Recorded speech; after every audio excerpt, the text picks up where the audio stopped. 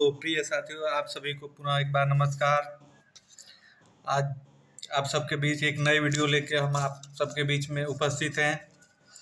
आज हम स्पेशली चर्चा करेंगे राजस्थान रीट शिक्षक पात्रता परीक्षा के बारे में। जो राजस्थान शिक्षक शिक्षक पात्रता परीक्षा जो होने वाली है 23 और 24 जुलाई को, उसी के सिलेबस के बारे में, उसी से जुड़ा हुआ टॉपिक के बारे में, उसी के 1 से 5वीं तक का प्रथम प्रथम लेवल के जो पेपर होते हैं उसमें पर्यावरण पाठ के अंतर्गत एक अति महत्वपूर्ण टॉपिक के बारे में, जिसमें से आपके अमूमन 1 से 2 प्रश्न अमूमन देखने को मिलते हैं।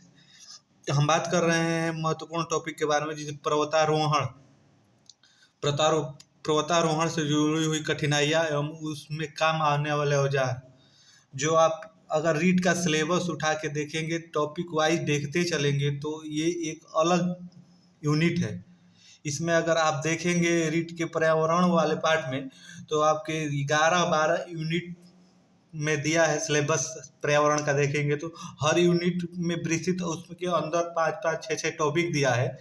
लेकिन एक यही ऐसा पर्वतारोहण वाला ऐसा टॉपिक है, यूनिट है, जिसमें केवल पर्वतारोहण की कठिनाइयों और औजार, महिलाओं जो पर्वत पे चढ़ी है उन्हीं से जुड़ा हुआ ये टॉपिक है। तो एक ही वीडियो में ख़त्म करेंगे। अगर एक वीडियो को आप अच्छे से देख लेते हैं तो आपका 1 नंबर मान के चलिए कि यहाँ से कंफर्म हो जाता है, इतने में से ही आएगा।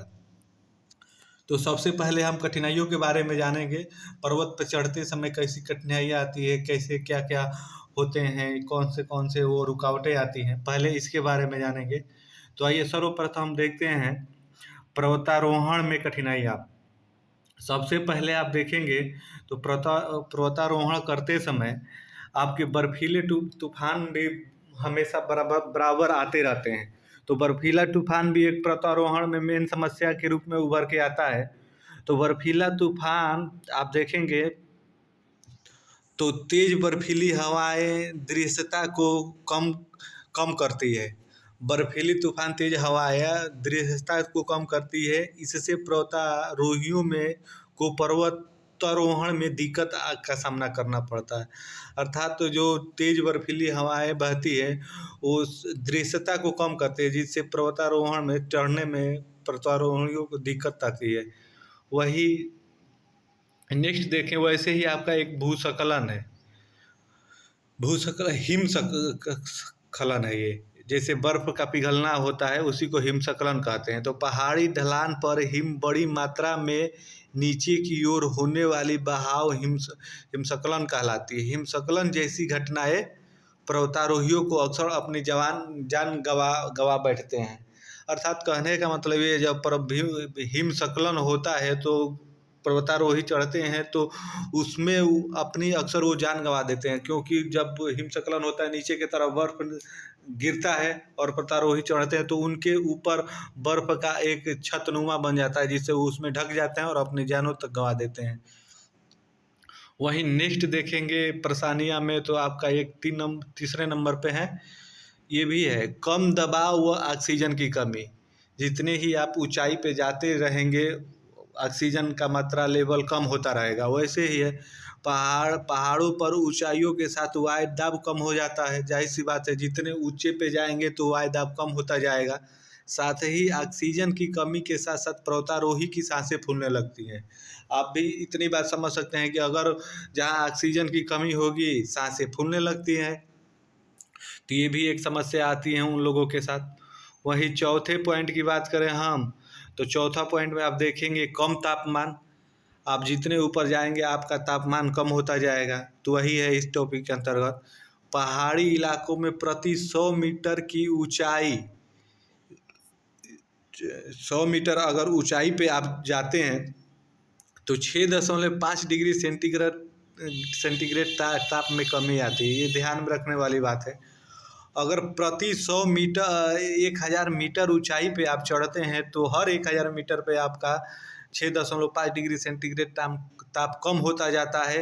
अधिक ऊंचाई पर तापमान में बहुत अधिक कमी आ जाती है।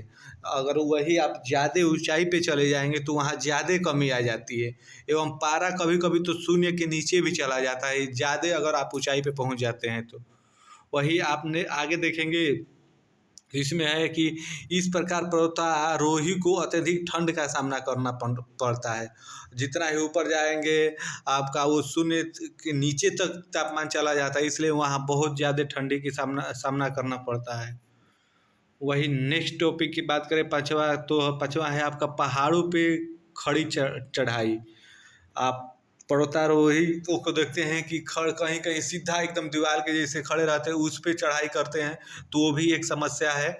पहाड़ों पहाड़ों की तेज व खड़ी चढ़ाई पर्वतारोहियों के सामने अनेक बाधाएं पैदा करती है। वही देखेंगे इसमें पर्वतारोही की गति में कमी आती है, साथ ही उसे ज़्यादा शारीरिक ताकत भी इस्तेमाल करना पड़ता है। आप देखे होंगे कि जैसे पर्वतारोही ऊपर चढ़ते हैं, सीधी ढलान पे आप चढ़ेंगे तो ज़्यादा शरीर की ताकत भी लगती है और आपको मेहनत ज़्यादा करना पड़ता है। तो वही यहाँ पे बता रहा है, ये भी एक समस्या आता है। वही भूस्खलन भी एक पर्वतारोहियों के लिए समस्या है। पहाड़ों पर देखेंगे आप, पहाड़ों पर जमीन खिसकने, पत्थर आदि लुढ़क जाता है। बर्फ के पहाड़ों के नीचे गिरना, जमीन फटना आदि के सम्मिलित रूप को भूस्खलन कहते हैं। अर्थात कहने का मतलब ये जमीन का अपने जगह से खिसकना, पहाड़ों से पत्थरों को लुढ़कना, बर्फ को पहाड़ों से नीचे गिरना, जमीन का फटना, ये इत्यादि भूस्खलन के अंतर्गत आता है।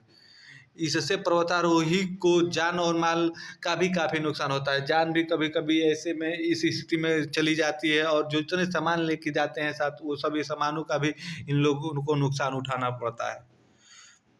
काफ़ी रिस्की काम होता है आपका पर्वतारोहियों के लिए पर्वत पे चढ़ना। वही नेक्स्ट पॉइंट की बात करेंगे हम, तो आप 7वें पॉइंट पे थे।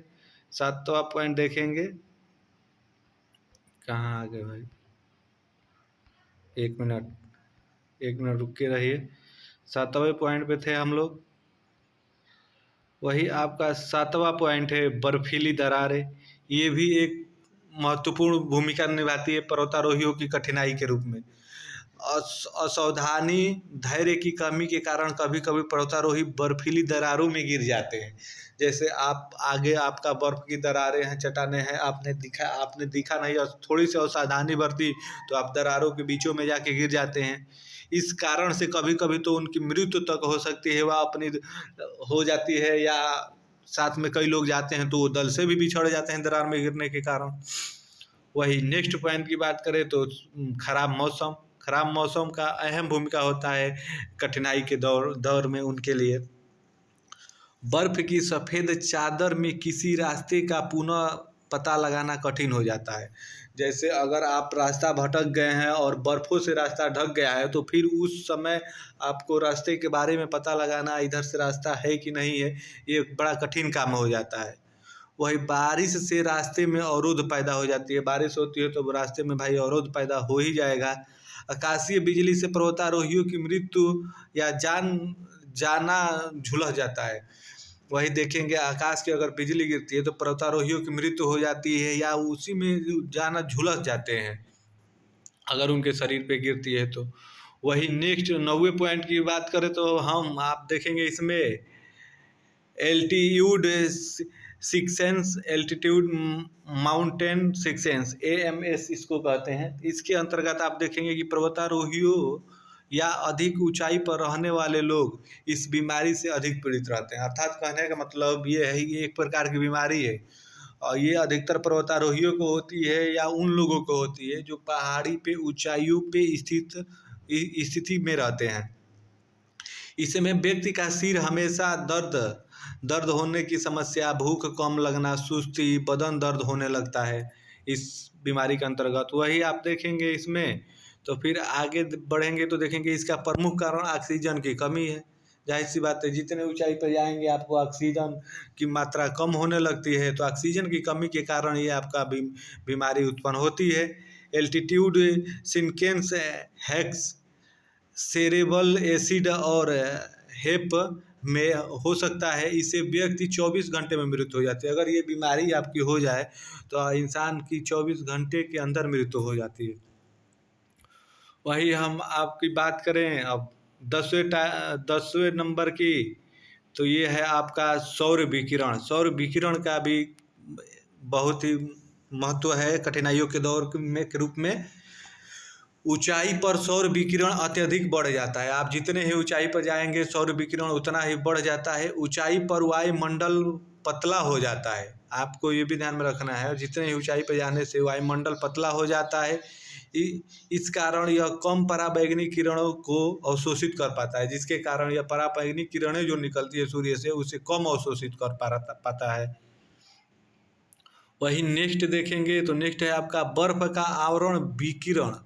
बर्फ का आवरण विकिरण को परिवर्तित करता है, जिससे धूप में झुलसने और तीव्र रोशनी से अंधेपन का खतरा बढ़ जाता है। वही बर्फ का आवरण विकिरण को परिवर्तित करता है, तो आप देखेंगे कि धूप में झुलसने और तीव्र रोशनी के कारण अंधेपन, मनुष्य में जो प्रतिभारोही होते हैं उनमें अंधेपन का भी खतरा ज़्यादा बढ़ जाता है। वही 11वें पॉइंट की बात करें तो आप 11वें पॉइंट में देखेंगे ज्वालामुखीय क्रियाएं। जिन पहाड़ों पर सक्रिय ज्वालामुखी विद्यमान होता है वहाँ पर्वतारोही खतरे से खाली नहीं होता है। अगर पर्वत पे जाते हैं, अगर वो पर्वत ज्वालामुखी पर्वत है तो वो खतरे से खाली वो पर्वत नहीं होता है। वही नेक्स्ट देखेंगे तो नेक्स्ट है आपका ज्वालामुखी पर्वत फटने के कारण चट्टानें गिरने, लावा के बहने, ज्वालामुखी बम के फटने से हानिकारक गैसों का खतरा बढ़ जाता है। अगर आप पर्वतारोही हैं, पर्वत पे जाते हैं तो ज्वालामुखी पर्वत अगर फटते हैं, चट्टानें गिरने लगती हैं, लावा अगर बहने की क्रिया आ जाती है तो ये सारे गैसें बहुत ही खतरनाक रूप ले लेती हैं पर्वतारोहियों के लिए। वहीं ये तो रहे आपके खतरा, किन किन कठिनाइयों का सामना करना पड़ता है एक पर्वतारोही को। और वहीं हम नेक्स्ट बात करें अब आपको बताने वाले वो कौन कौन से औजार हैं जो पर्वतारोही एक जाते हैं तो अपने साथ लेके जाते हैं, जो उनके वहाँ पे मदद के रूप में कार्य करते हैं। तो आइए देखते हैं पर्वतारोहण में काम आने वाले औजार। तो पर्वतारोहण में काम आने वाले सबसे पहले आप देखेंगे नुकीली कीलों वाले जूते। पर्वतारोहण में प्रयुक्त होने वाले जूतों में बड़ी बड़ी कीलें लगी होती है और वे बर्फ फिसलने के समय टेक का काम करती है या रोकती है। आप देखे होंगे कि जब पर्वतारोही पर्वत पे चढ़ते हैं तो वो अपने साथ ऐसे जूते पहन के जाते हैं जो बर्फों पर उन्हें फिसलने नहीं देती है, कील के रूप में रुकने का काम करती है। उनके जूते में देखेंगे कील ऐसे लगी रहती है। वही आपको आगे अगले पॉइंट की बात करें तो ऑक्सीजन सिलेंडर। एक पर्वतारोही अपने साथ ऑक्सीजन का एक सिलेंडर भी लेके जाता है, क्योंकि वही आप देखेंगे अत्यधिक ऊंचाई पर सांस लेने में दिक्कत होने पर ऑक्सीजन की कमी के समय पर्वतारोही इस सिलेंडर के माध्यम से कृत्रिम ऑक्सीजन का उपयोग करते हैं। अर्थात कहने का मतलब ये है पर्वतारोही जितने ही ऊंचाई पे जाते हैं ऑक्सीजन की कमी होने लगती है और उसी ऑक्सीजन की कमी को पूर्ति करने के लिए पर्वतारोही अपने साथ ऑक्सीजन का सिलेंडर लेके जाते हैं। वही देखेंगे अगला पॉइंट तो नायलॉन की मजबूत रस्सी। ये भी काफ़ी महत्वपूर्ण होता है एक पर्वतारोही के लिए। पर्वतारोही अक्सर एक मजबूत रस्सी के सहारे समूह में आगे बढ़ते हैं। वही आगे देखेंगे तो इससे पर्वतारोही अपने दल से बिछड़ता नहीं है, गहरी खाई में गिरने आदि से भी उसका बचाव होता है। नायलॉन की रस्सी बहुत मजबूत होती है तो पर्वतारोही उसको अपने साथ लेके जाते हैं। अगर झुंड में जाते हैं तो उसी के सहारे एक दूसरे से पकड़े हुए आगे बढ़ते हैं और ये खाई में गिरने से भी उनकी मदद करती है। वही आप नेक्स्ट पॉइंट की बात करें तो वही देखेंगे आप आइस एक्स यानी कुल्हाड़ी, बर्फ़ की कुल्हाड़ी। यह बर्फ़ तोड़ने का एक किस्म का हथौड़ा होता है जिसे आप आइस एक्स के नाम से जानते हैं। ये भी पर्वतारोही अपने साथ लेके जाते हैं। वही देखेंगे आइस ग्लासेस एवं हेलमेट। ये काफ़ी महत्वपूर्ण होता है। बर्फ पर गिरी सूर्य की किरणें ज़्यादा मात्रा में परावर्तित होती हैं, इसे पर्वतारोही अंधेपन का खतरा बढ़ जाता है। अगर बर्फ पर आप देखेंगे कि बर्फ पर सूर्य की किरणें एकदम सीधी मात्रा में परावर्तित होती हैं, तो जिससे कि कारण अगर पर्वतारोही उसके बीच में पड़ते हैं तो अंधेपन का खतरा ज़्यादा बढ़ जाता है। यह विशेष प्रकार का चश्मा होता है जो आँखों की रक्षा करता है। उसी किरणों से रोकने के लिए इनका चश्मा लगा के जाना बहुत ही अनिवार्य होता है। वही हेलमेट की बात करें तो हेलमेट आपका कठोर बर्फ पर पर्वतारोही गिर जाते हैं, कभी कभी फिसलन से गिर जाते हैं, तो उसी की सुरक्षा के लिए, सिर की सुरक्षा के लिए आपका ये हेलमेट होता है। वहीं आप नेक्स्ट पॉइंट की बात करें तो स्लीपिंग बैग्स। एक पर्वतारोही एवरेस्ट जैसे बड़े पर्वतारोहण अभियान के औसतन 2 माह समय लग जाता है। एक पर्वतारोही जैसे बड़े पर्वत पे जाएगा तो उसे कम से कम 2 महीने का समय लग जाता है। तो पर्वतारोही अपने साथ स्लीपिंग बैग को लेकर चलता है, जिसका उपयोग रात्रि विश्राम के लिए किया जाता है। अर्थात कहने का मतलब ये है, स्लीपिंग बैग एक ऐसा बैग होता है जिसमें पर्वतारोही दो महीने तो समय लगना है, तो 2 महीने तो जगे रहेंगे नहीं, रात में कैसे रहेंगे, तो इसलिए रात के समय ये स्लीपिंग बैग लेके जाते हैं, जो सोने के लिए, विश्राम के लिए काम में आता है। तो वही नेक्स्ट बात करें तो नुकीली छड़ें, जो कि बहुत ही महत्वपूर्ण होती है। इससे पर्वतारोही पर्वत पर चढ़ने में आसानी रहती है तथा बर्फ फिसलने से बचाया जा सकता है, इसलिए नुकीली छड़ों को पर्वतारोही अपने साथ लेके जाते हैं। वहीं आप नेक्स्ट पॉइंट की बात करेंगे 9वें नंबर की, तो 9वें नंबर है आपका पर्वतारोही ठंडी हवा व बर्फ से बचने के लिए हाथों में विशेष प्रकार के दस्ताना पहनते हैं। अगर आप पर्वतारोही है, जैसे ऊपर जाएंगे ठंडी के साथ साथ ऑक्सीजन लेवल भी कम होने लगता है, तो ज़्यादा ठंडी से बचने के लिए पर्वतारोही अपने हाथों को बचाने के लिए ये विशेष प्रकार के दस्ताने को भी साथ लेके जाते हैं, जिससे ठंडी से बचा जा सके। वही आप इसमें नेक्स्ट पॉइंट की बात करेंगे तो आपका आता है नॉयलन का मजबूत बेल्ट। ये भी काफ़ी महत्वपूर्ण होता है। इसके माध्यम से पर्वतारोही आवश्यक वस्तुओं को अपने से बांधे रखता है। आप देखेंगे छोटे छोटे इंक्रूमेंट लेके जाना पड़ता है, खाने पीने का सामान और अन्य औजारों लेके पर्वतारोही एक अपने साथ जाते हैं, तो वो इन्हीं बेल्टों के माध्यम से एक दूसरे से जुड़े रहते हैं। तो ये बेल्ट ही भी काफ़ी महत्वपूर्ण होता है एक पर्वतारोही के लिए। वही आप देखेंगे तो पोर्टेबल कैंपिंग तंबू, पर्वतारोही इसका उपयोग विश्राम के लिए आश्रय के रूप में करता है। पर्वतारोही देखेंगे जाते हैं अपने साथ, तो ये पोर्टेबल कैंपिंग तंबू को लेके जाते हैं, कहीं रुकना होता है, विश्राम करना होता है, तो इसमें फैला के इसी में विश्राम करते हैं स्लीपिंग बैग के सहारे।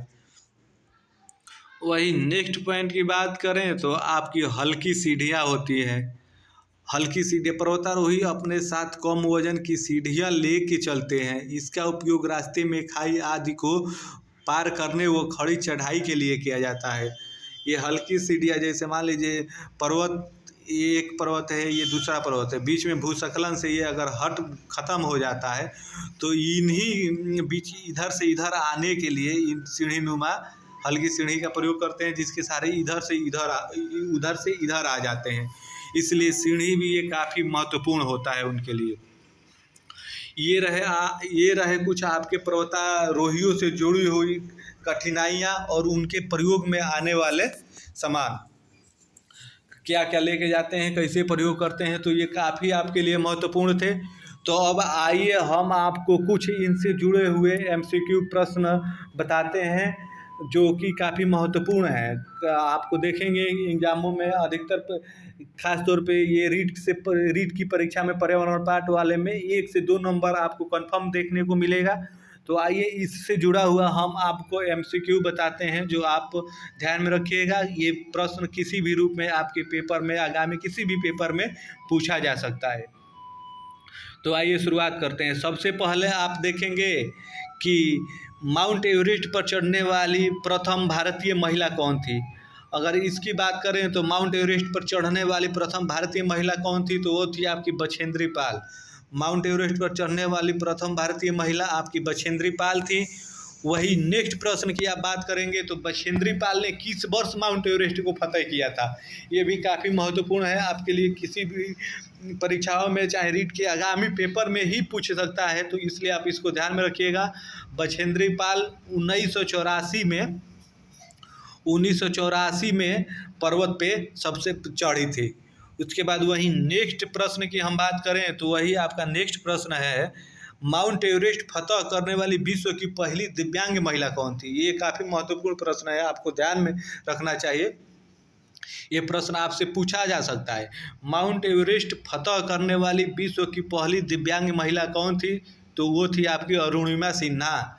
जो ये आपके लिए काफ़ी महत्वपूर्ण है, आप इसको याद रखिएगा, ध्यान में रखिएगा कि ताकि आगामी किसी भी परीक्षा में आपसे पूछे तो आपको तुरंत इसको हल कर जाए, सही कर जाए।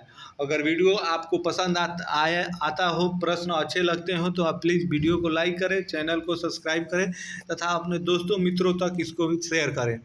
आइए नेक्स्ट प्रश्न की बात करते हैं। तो नेक्स्ट प्रश्न आप देखेंगे, विश्व के 7 महाद्वीपों में से 7 सर्वोच्च चोटियों पर चढ़ने वाली प्रथम दिव्यांग महिला कौन थी? जो आपके 7 महाद्वीप हैं उसके सबसे 7 सर्वोच्च चोटियों पर चढ़ने वाली प्रथम दिव्यांग महिला कौन थी? तो ये भी थी, आपको ध्यान में रखना है, अरुणिमा सिन्हा। अरुणिमा सिन्हा थी जो इन 7 पहाड़ियों पर चढ़ी हैं, आप इनको भी ध्यान में रखेंगे। वहीं नेक्स्ट प्रश्न की बात करें हम, तो नेक्स्ट प्रश्न आपका है, अंटार्कटिका महाद्वीप की सर्वोच्च चोटी माउंट वीनस मैसिफ पर चढ़ने वाली प्रथम दिव्यांग महिला कौन थी? तो ये भी आपको ध्यान में रखना है, ये भी थी आपकी अरुणिमा सिन्हा। ये काफ़ी महत्वपूर्ण प्रश्न है, आप सभी के लिए ध्यान में रखेगा इसको। आइए नेक्स्ट प्रश्न की बात करें, तो नेक्स्ट प्रश्न है आपका, उत्तरी अमेरिका महाद्वीप की सर्वोच्च पर्वत चोटी माउंट मैकक्लिंग पर चढ़ने वाली प्रथम भारतीय महिला कौन थी? आपको ये ध्यान में रखना है, उत्तर अमेरिका महाद्वीप की सर्वोच्च चोटी माउंट कैलिंग पर चढ़ने वाली भारत की प्रथम महिला कौन सी थी? अगर आपको ये डिट्टो प्रश्न पूछ दे तो आपका इसका सही आंसर लगाना होगा। प्रेमलता अग्रवाल थी जो उत्तर अमेरिका के महाद्वीप की सर्वोच्च चोटी माउंट कैलिंग पर मैकिंग पर चढ़ने वाली प्रथम भारतीय महिला थी। वहीं हम नेक्स्ट प्रश्न की बात कर रहे हैं इससे जुड़ा हुआ, तो आपको ये ध्यान में रखना है, माउंट एवरेस्ट पर चढ़ने वाली सबसे उम्रदराज महिला कौन थी? आपको ये प्रश्न काफ़ी महत्वपूर्ण प्रश्न है, इसको आप ध्यान में रखेंगे। माउंट एवरेस्ट पर चढ़ने वाली भारत की सबसे उम्रदराज महिला कौन सी थी? तो वो थी आपकी संगीता बहल, जो 53 वर्ष की अवस्था में माउंट एवरेस्ट पे चढ़ी थी, आप इसको ध्यान में रखेंगे। वहीं हम नेक्स्ट प्रश्न की बात करें, तो नेक्स्ट प्रश्न है आपका, 7 महाद्वीपों के सर्वोच्च पर्वत शिखर पर चढ़ने वाली प्रथम भारतीय महिला कौन थी? आपको ये भी प्रश्न, इससे जुड़े हुए सारे प्रश्न बहुत महत्वपूर्ण है, किसी भी परीक्षाओं में या रीट के स्पेशली आप देखेंगे आने वाले 23 और 24 जुलाई के परीक्षाओं में पूछे जा सकते हैं। क्योंकि ये बहुत ही महत्वपूर्ण टॉपिक है आपके पर्यावरण के पर्वतारोहण टॉपिक के अंतर्गत, तो इसलिए आप किसी भी प्रश्न को हल्के में न लीजिएगा, प्रत्येक प्रश्न को अपने ध्यान में रखिएगा। कब किस रूप में पूछ दिया जाए ये कोई नहीं जानता है, इसलिए आप इन सभी प्रश्नों को अपने ध्यान में रखेंगे। तो आइए देखते हैं, 7 महाद्वीपों के सर्वोच्च पर्वत शिखर पर चढ़ने वाली प्रथम भारतीय महिला कौन सी थी?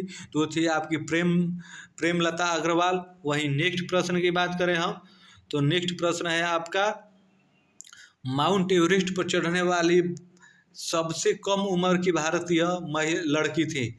आपको ये भी प्रश्न ध्यान में रखना है, काफ़ी महत्वपूर्ण है। माउंट एवरेस्ट पर चढ़ने वाली भारत की सबसे कम उम्र की भारतीय लड़की कौन सी थी? तो वो थी आपका मलाला वस्तुपुणा, जो काफ़ी महत्वपूर्ण है, आप इसको भी ध्यान में रखेंगे।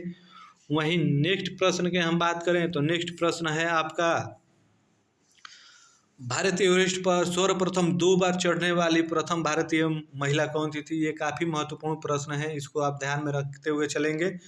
माउंट एवरेस्ट पर सर्वप्रथम 2 बार चढ़ने वाली भारतीय महिला थी आपकी संतोष यादव। ये काफ़ी महत्वपूर्ण है, इसको आप ध्यान में रखेंगे। वही हम 11 नंबर प्रश्न की बात करें, तो 11 नंबर है आपका, माउंट एकागुआ पर चढ़ने वाली विश्व की सबसे कम उम्र की लड़की बनी थी, कौन सी थी? माउंट एकागुआ जो आपका पर्वत श्रृंखला है उस पर चढ़ने वाली विश्व की सबसे कम उम्र की लड़की जो बनी थी वो कौन सी थी? तो वो थी आपकी काम्या कार्तिकेयन। इसको आप ध्यान में रखेंगे, ये भी महत्वपूर्ण है, रीट के नज़रिए से आपसे पूछा जा सकता है, तो इसलिए आप इसे भी ध्यान में रखेंगे। आइए नेक्स्ट प्रश्न की बात करें, तो नेक्स्ट प्रश्न है आपका, 5 बार माउंट एवरेस्ट पर चढ़ने वाली भारतीय महिला कौन सी थी? ये काफ़ी महत्वपूर्ण प्रश्न है, आप इसको ध्यान में रखेंगे कि 5 बार माउंट एवरेस्ट पर चढ़ने वाली भारत की महिला कौन सी थी? तो वो थी आपकी अंशु जामसेपा, जो आपके लिए काफ़ी महत्वपूर्ण है, इसको आप ध्यान में रखेंगे। वही नेक्स्ट प्रश्न की बात करें हम, नेक्स्ट और अंतिम प्रश्न की बात करें तो ये है आपका, माउंट एवरेस्ट पर चढ़ने वाली भारत की प्रथम जुड़वा बहनें कौन सी थी? माउंट एवरेस्ट पर चढ़ने वाली भारत की पहली जुड़वा बहनें कौन सी थी? ये भी प्रश्न आपके लिए काफ़ी इम्पोर्टेंट है, इसको भी आप ध्यान में रखिएगा। तो ये थी आपकी मुंशी मलिक व तासी मलिक, ये दोनों बहनें थी जो जुड़वा थी। माउंट एवरेस्ट पे सबसे पहले चढ़ने वाली ये जुड़वा बहनें थी। तो ये रहा आपके पर्वतारोहण से जुड़े हुए कुछ महत्वपूर्ण प्रश्न। अगर आपको वीडियो थोड़ा भी पसंद आई हो तो प्लीज़ वीडियो को लाइक करें, चैनल को सब्सक्राइब करें तथा दोस्तों तक शेयर करें। ये काफ़ी ही महत्वपूर्ण टॉपिक था जो आपके पर्यावरण से जुड़ा हुआ था। पर्वतारोहण के अंतर्गत आप बस इतना तैयार कर लेते हैं तो मान के चलिए कि आपका 1 नंबर इसमें कंफर्म हो जाता है। तो प्लीज़ आप सभी चैनल को सब्सक्राइब करें तथा वीडियो को लाइक करें। धन्यवाद।